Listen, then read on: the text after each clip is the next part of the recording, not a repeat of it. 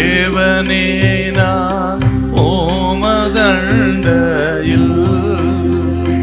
இன்னும் நெருங்கி சேர்வதே என் ஆவல் பூமியில்.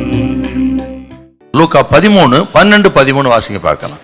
இயேசு அவளை கண்டு தம்மிடத்தில் அழைத்து ஸ்திரீயே உன் பலவீனத்தினின்று விடுதலையாக்கப்பட்டாய் என்று சொல்லி, உன் பலவீனத்திலிருந்து விடுதலையாக்கப்பட்டாய் என்று சொல்லி அவள் மேல் தமது கைகளை வைத்தார். உடனே அவள் நிமிர்ந்து தேவனை மகிமைப்படுத்தினாள். இவள் எப்படி சுகம் பெற்றாள்?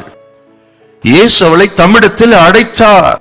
ஸ்திரீயே உன் பலவீனத்திலிருந்து விடுதலையாக்கப்பட்டார் என்று சொல்லி கைகளை வைத்து சுகம் கொடுத்தாராம். இதிலிருந்து இயேசு யாருன்னு கேட்டீங்கன்னா 103 சங்கீதம் 3 வாசிக்கிறோம். உன் அக்கிரமங்கள் எல்லாம் மன்னித்து உன் நோய்கள் எல்லாம் குணமாக்கி எழுதப்பட்டிருக்கு பாருங்க. நோய்கள் எல்லாம் குணமாக்குகிறவர் இயேசு. 146 சங்கீதம் 8வது வசனத்தை வாசித்து பாருங்க. மடங்கடிக்கப்பட்டவர்களை தூக்கி விடுகிறவர் இயேசு அப்படின்னு நம்ம பார்க்கிறோம். இந்த ஸ்திரீ இயேசுவை நோக்கி கூப்பிடல, இயேசுவே எனக்கு இறங்கும்னு சொல்லல, கேட்கல. ஆண்டவர் தாமாகவே முன் வந்து அவளை அழைத்து அவள் மேல் கைகளை வைத்து அவளுக்கு சுகம் கொடுத்தா நம்ம பார்க்கிறோம். நாயின் ஒரு விதனுடைய மகனை உயிரோடு எழுப்பின விஷயத்துல கூட ஆண்டவர் தாமாகவே போய்த்தான் சுகம் கொடுத்தான் அங்க நம்ம பார்க்கிறோம். லூக்கா 7ஆம் அதிகாரத்துல. இது எதை குறிக்கிறது? பாவிகளை இயேசு தாமாக முன் வந்து அழைத்து அவர்களை நீதிமான்களாக்குகிற அற்புத தெய்வம் இயேசு அப்படின்னு நம்ம பார்க்கிறோம்.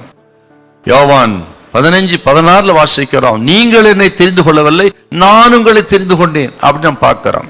ஆண்டவர் இயேசு அவராக தாமாக முன் வந்து பாவிகளை நேசித்து அவர்களை அழைத்து அவர்களை அக்கிரமத்திலிருந்து பாவத்தை விடுதலை கொடுக்கிறவர். ஆகவே தான் அழைக்கிறார் பாருங்க. மத்தேயு 11:28 வருத்தப்பட்டு பார சுமக்கிறவர்களே நீங்கள் எல்லாரும் என்னிடத்தில் வாருங்கள் என்று ஆண்டவர் அழைப்பை கொடுக்கிறார் பாருங்க. இதை கேட்கிறவங்களுக்கு கர்த்தர் சொல்லுகிறார், உங்கள் மேல் மனதுருகி உங்கள் பரிதாப நிலைமையை கண்டு உங்களுக்கு ஒரு அற்புதத்தை செய்ய இயேசு உங்களோடு பேசிக்கொண்டு நீங்க விசுவாசிக்க வேண்டும். அந்த ஜெப ஆலயத்தில் அநேகர் இருந்தார்கள். ஆனால் இவளைத்தான் இயேசு கண்டு அழைத்தார் நம்ம பார்க்கிறோம். அர்த்தம் என்னன்னா, தேவையுள்ள மனிதர்களை கண்டு அவர்களை விசாரித்து அவர்களுக்கு உதவி செய்வதில் இயேசு எப்பொழுதுமே கருத்தா இருந்திருக்கிறார்.